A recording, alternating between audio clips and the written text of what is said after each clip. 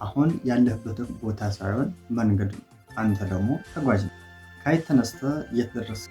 ህይወትህ ምን ይመስል ነበር ብለን ብንጠይቀው መልሱ እንዲህ ነበር።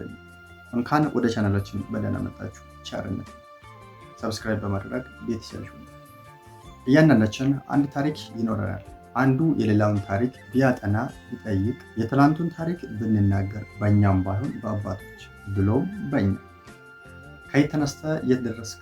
ህይወትህ ምን ይመስል ነበረ ብለን ብንጠይቀው እያንዳንዱ መልስ የሚመልሱት እንዲህ ነበር። እኔ የተነሳሁት ምንም ነገር ከሌለ አንድ ሰው እንኳን በርታ በዚህ ሂድ የሚል ሰው ሳይኖረኝ በእግዚአብሔር እርዳታና በራሴ ነገን እያየው ከምንም ተነስቼ እዚህ ያለው ብሎ ሊመልሱ ይችላል። ግን ሰው የሚያስበው አሁን ያለበትን ቦታ አይቶ ምንም ችግር የሌለበት እሱ እኮ እድለኛ ነው ምንም አይቸግረው ብሎ ያስብ። እውነታቸው ነው። እነሱ ያዩት ውጤት ነው እንጂ ውጣ ውረዱ መውደቅ መነሳት ምን እንደሆነ ስላላዩ ውጤትን ብቻ ላይ እውነታ ግን እሱ አይደለም። ብዙ መውደቅ መነሳት አለ። ያ ሁሉ እያለ የዛሬን ብቻ ማጣትን ሳላይ ነገ የተሻለ ቀን ነው ብዬ ተነስቼ እዚህ ድረስ ብሎ ይመልሱልኛል። ምክንያቱም የነበርኩበት ድህነት አንገሸግሽኝ በቀኝ ከዚህ በላይ እዚህ ጋር መቆየት የለብኝም ብሎ ያስባሉ።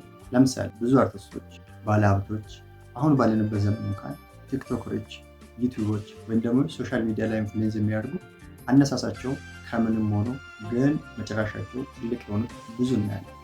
እናም ወዳጅ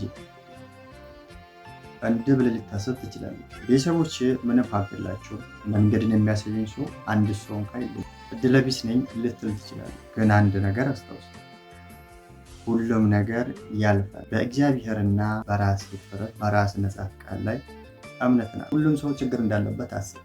አሁን ያለበት ቦታ ሳይሆን መንገድ ነው። አንተ ደግሞ ተጓዥ ነው። ትላንቱን እንደ ትዝታ ስለምታልፍ ዛሬ ላይ ተስፋ አትቁረጥ።